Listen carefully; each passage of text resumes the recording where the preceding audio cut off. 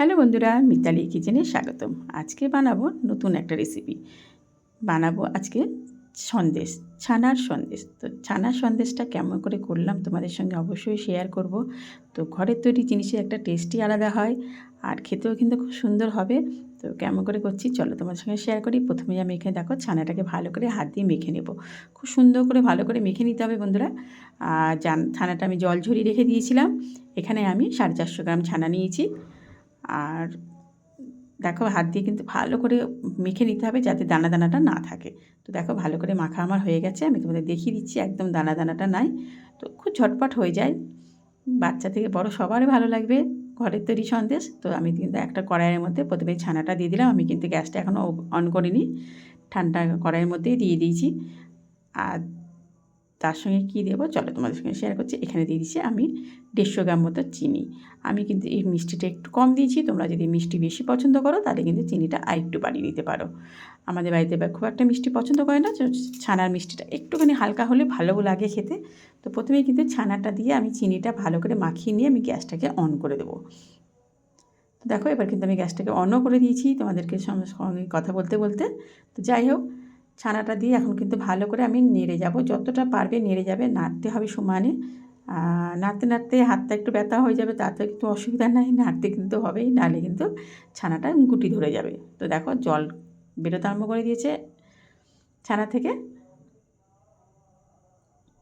আর ঘরের তৈরি জিনিসের একটা টেস্টই আলাদা লাগে বন্ধুরা।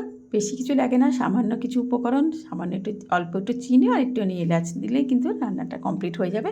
তো একটা ছানার সন্দেশ। তো দেখো আমি কিন্তু অনবরত নেড়ে যাচ্ছি, তোমাদের সঙ্গে কথা বলছি আর কিন্তু অনবরত নেড়ে যাচ্ছি, না নাড়লে কিন্তু তলাটাও ধরে যাবে। তো কেমন লাগছে আমার রেসিপিগুলো? যদি ভালো লাগে তো প্লিজ একটু সাবস্ক্রাইব করে দিও, আর বেল বাটনটা অন করতে ভুলো না, কিন্তু ওটা একটু প্রেস করে দিও, তাহলে কিন্তু নতুন নতুন রান্না তোমার বাড়িতে পৌঁছে যাবে। এবার দেখো আমি একটুখানি দিয়ে দিলাম আমুল দুধ, যতটা চিনি দিয়েছিলাম ঠিক ততটাই কিন্তু আমুল দুধ দিলাম। এটা অপশনাল, তোমরা দিতেও পারো না দিতে পারো। আমুল দুধটা দিলে টেস্টটা আরও দ্বিগুণ হয়ে যাবে। তো দেখো আমি আমুল দুধটা দিয়ে কিন্তু অনবরত নেড়ে যাবো, নাহলে কিন্তু দুধের একটা গুটি লেগে যাবে। তো যাই হোক, গুটিগুলো ভেঙে গেল, পুরোটা কিন্তু ছানার সঙ্গে মিশে গেছে। আর এই আমুল দুধ দেওয়াতে আরও কিন্তু টেস্টটা অসাধারণ হয়ে যায়। দেখো প্রায় আমার কিন্তু রান্নাটা কমপ্লিট হয়ে আসছে, ছানাটা অনেকটা শুকিয়ে শুকিয়ে এসছে। খুব একদম শুকনো ঝরঝরা করে দেবো না বন্ধুরা, ঠান্ডা হলে কিন্তু আরও ঝরঝরে হয়ে যাবে। তাই কিন্তু আমি একটু রসটা রেখে দেবো, তাতে ছানাটা সন্দেশটা কিন্তু খেতেও ভালো লাগবে। তো নামানোর একটু আগে দিয়ে দিলাম একটু এলাচ গুঁড়ো। তো ফাইনালি কিন্তু আমার রান্নাটা প্রায় কমপ্লিট হয়ে এসছে। তো এই বাড়ির তৈরি ছানার সন্দেশটা কেমন লাগলো অবশ্যই জানিও আমার কমেন্ট বক্সে। তোমাদের ভালোবাসায় নতুন নতুন রান্না নিয়ে আসতে আমারও ভালো লাগে।